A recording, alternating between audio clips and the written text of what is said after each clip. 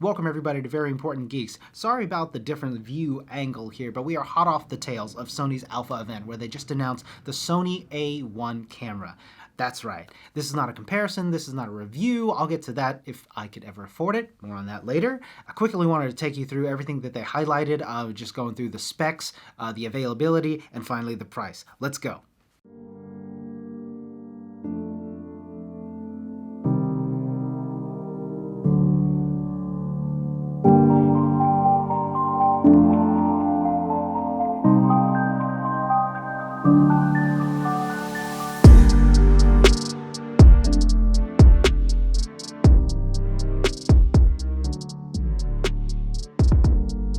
Okay, so I know all those went by kind of quick, but let's talk a little bit more in detail about each of those specs.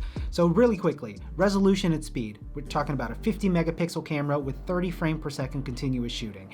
It does autofocusing and auto exposure 120 times per second with zero blackout. So that means there's not any of that shutter coming in and blocking some of your view as you're taking the continuous photos.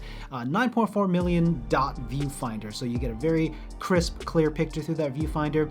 240 frames per second refresh rate viewfinder means that what you see in the camera is not going to lag behind what's actually happening. And then there's improved electronic shutter with silent shooting, allowing you to do pan shots at slow shutter speeds without any sort of lag. The anti-distortion in electronic shutter is about 1.5 times better than that of the A9 Mark II. And there's also anti-flicker shooting now, so you can shoot indoors and under fluorescent light without any of that annoying flicker.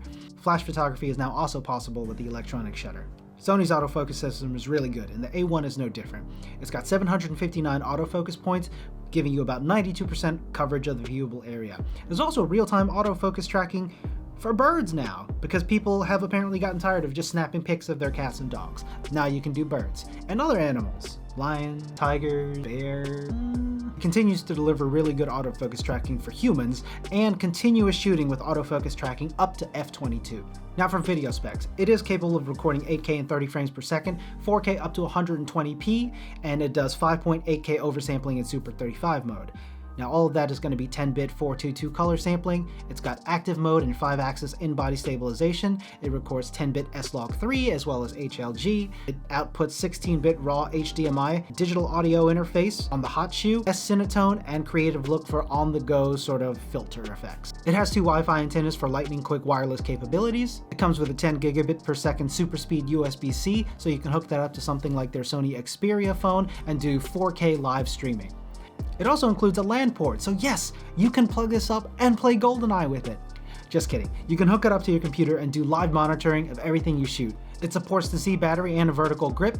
It offers improved dust and moisture resistant design, a durable magnesium alloy chassis, high reliability mechanical shutter. It does dual cards, CF Express and SD cards, their new touch operated UI, 164 functions assignable to 17 different custom keys and dials, and still and movie settings are going to be independent.